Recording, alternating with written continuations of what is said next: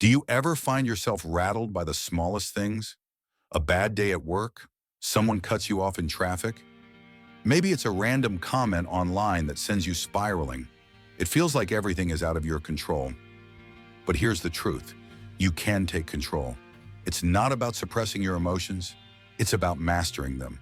Some people breeze through life like they've got an unshakable sense of inner peace. They don't flinch at criticism, and they don't let small irritations ruin their day. What's their secret? They've learned something powerful, something that the Stoics understood thousands of years ago. They've learned how to stop letting external events decide how they feel. Welcome to the Modern Stoic. Today we're diving into how you can stop reacting and start living with real, lasting peace. How to stop caring about things that don't deserve your energy and gain control over your emotions. Trust me, this is something you'll want to stick around for, so hit that subscribe button. It's free and helps keep us going. Let's start by taking a step back and asking, how much of what bothers us is actually real? When something bothers you, whether it's a comment, a look, or a delay, are you truly reacting to the event itself? Or are you reacting to what you think it means? A tone of voice? A delayed response? A passing glance? It's not the event that triggers you, but the story you attach to it. Think about this. Have you ever said, "That person made me feel stupid," or "That ruined my whole day"? But stop for a moment. Did they really make you feel that way? Or did you assign a meaning to their actions and let that meaning run wild in your mind? As the Stoics said, it's not the things that upset us, but our judgments about those things. That's not just philosophy, it's psychology. The Stoics were teaching us the foundation of emotional intelligence long before it had a name. The reason this happens is simple. We don't see the world as it is. We see it through a filter shaped by our past hurts, fears, and experiences. If your heart's been broken, you might see love through a lens of suspicion. If you've been criticized in the past, you may hear judgment in even the most neutral comments. This is the unexamined life that Socrates warned us about. He didn't mean it in a philosophical sense. He meant that unless we examine our thoughts and reactions, we'll keep repeating them. You'll stay trapped in a cycle of knee-jerk reactions.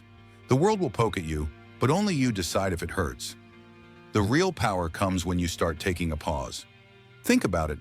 What happens when you're cut off in traffic? You instantly feel the surge of anger. But what if, instead of reacting, you paused? What if you could just breathe for a moment before you reacted? That tiny pause between the stimulus, the traffic, and your response, anger, is where your real power lies. In that space, you can choose to respond differently. You can choose calm over frustration. You can choose clarity over chaos. Aristotle once said, "Anyone can become angry, that is easy. But to be angry with the right person, to the right degree, at the right time, for the right purpose and in the right way, that is not easy." This is the essence of emotional intelligence. It's about making deliberate choices in how you respond, not just reacting automatically. Instead of rushing into reaction, pause. You don't have to suppress your emotions, but you can consciously choose when and how to express them. This practice of self-awareness allows you to build resilience over time. It's not about avoiding emotions. It's about choosing when to let them move through you, rather than being controlled by them. This is where the real change happens. Whenever you feel triggered, pause and ask yourself, is this really about the other person, or is it about something inside of me? Let's say you're at the gym and someone frowns at you. Your mind goes into overdrive. Are they judging me? Do they think I'm doing this wrong? But what if they weren't even looking at you? What if they were just lost in their own thoughts? The truth is, most of what we react to is a projection. It's not about what's happening in the moment. It's about how we interpret it based on our past experiences. Here's the game changer. Every time you question your reactions, you start to break the pattern. You stop assuming that everything is about you, and you start responding with clarity. As Carl Jung said, until you make the unconscious conscious, it will direct your life and you will call it fate. By questioning the stories we tell ourselves, we take back control over how we feel. This is exactly why the Stoics practice self-reflection. Marcus Aurelius, Seneca, and Epictetus all taught that self-examination was key to emotional mastery.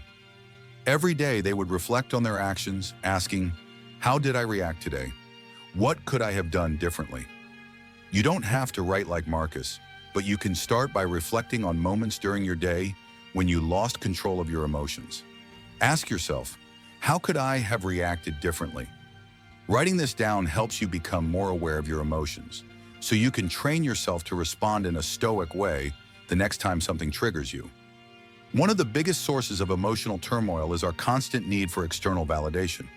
We get caught up in what others think of us, chasing likes, comments, and approval. But the Stoics believe that this kind of external validation is not where our worth should come from.